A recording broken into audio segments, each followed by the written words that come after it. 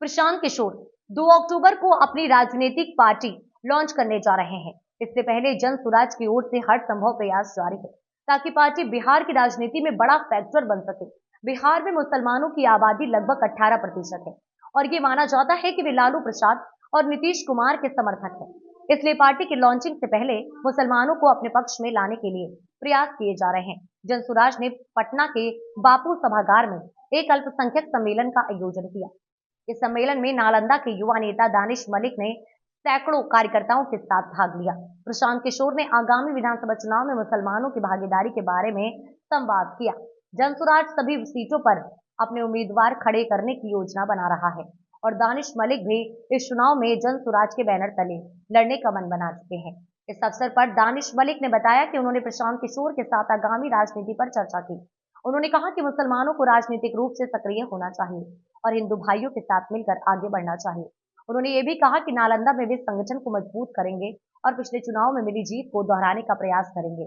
उनका मानना है कि ये लड़ाई विचारधारा की है और युवा जोश और नई सोच को आगे बढ़ाना है। नालंदा से मोहम्मद फैज की रिपोर्ट। भाई लोगों ने समाज के मैच करेगा यार, सभी वर्गों की भागीदारी उनकी जनसंख्या के हिसाब से देने की जो बात कही गई है, उसके तहत मुसलमानों की आबादी के हिसाब से कम से कम 40 विधानसभा सीटों पर मुसलमान समाज के काबिल लोगों को चुनाव लड़ाना है। और ये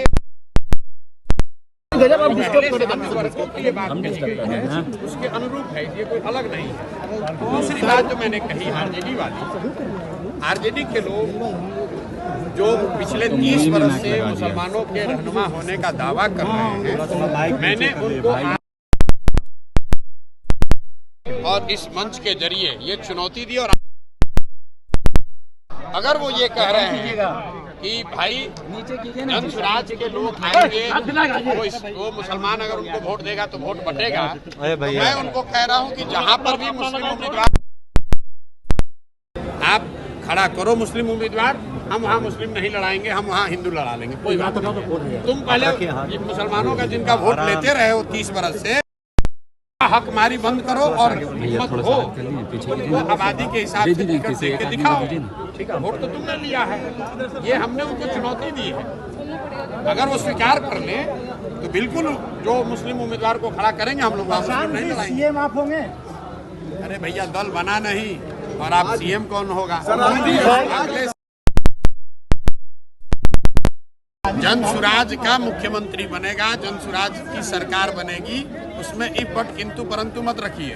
बाकी कौन बनेगा, देश राज्य की जनता होशियार है, वो चुनकर अपने आप बता देगी। प्रोटेस्ट में बैठी हुई है सेंसस को लेकर और जिस तरीके से शेड्यूल लाइन में डालने की बात थी ओबीसी कोटा को, उसको लेकर भाई आरजेडी को जो करना है करे। हमारी लड़ाई आरजेडी से है ही नहीं, जन सुराज की लड़ाई सीधे एनडीए से है। लोकसभा के चुनाव के नतीजे को अगर आप देखिएगा तो 176 सीट पर तो एनडीए आगे है। आरजेडी तो ना 3 में ना 13 में, आरजेडी को कौन पूछ रहा है? लड़ाई हमने और एनडीए में है।